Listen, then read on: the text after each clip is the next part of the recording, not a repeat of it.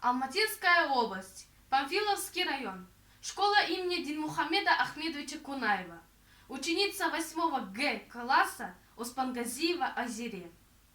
Абай Кунамбаев. Слова назидания. Слово 14.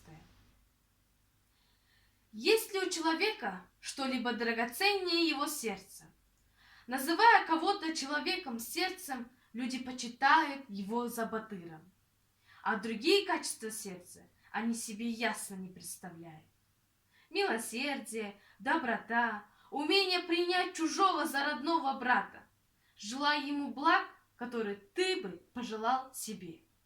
Все это веление сердца. И любовь — это желание сердца. Язык, повинуясь сердцу, не солжет. Только лицемеры о сердце забывают. Те же, кого молва кличет человеком с сердцем, часто оказываются людьми, даже не стоящими похвалы.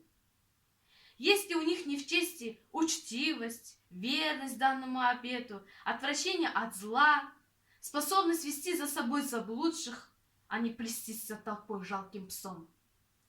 Умение смело постоять за правое дело, когда это трудно, не отступиться от истины, когда это сделать легче легкого, то в груди тех, кого люди посчитают за батыра, бьется необыкновенное, а волчье сердце.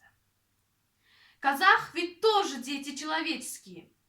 Многие из них сходят с пути истины не от недостатка разума, а от того, что не имеют в сердце мужества и стойкости, чтобы принять советы умного и следовать им.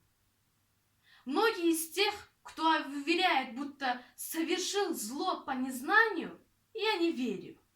Есть у них знания, но постыдное безволие и лень заставляют пренебрегать этими знаниями. Отступившись раз, редко кто находит в себе силы для исправления. Те, кого люди называют храбрыми джигитами, крепкими джигитами, ловкими джигитами, чаще всего подбивают друг друга на темные, скверные дела. Их слепое подражание друг другу, бездумная удаль приводит к несчастью.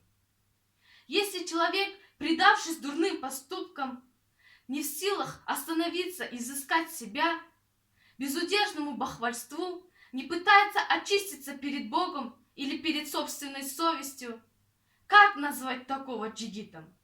Впору задаться вопросом, человек ли он?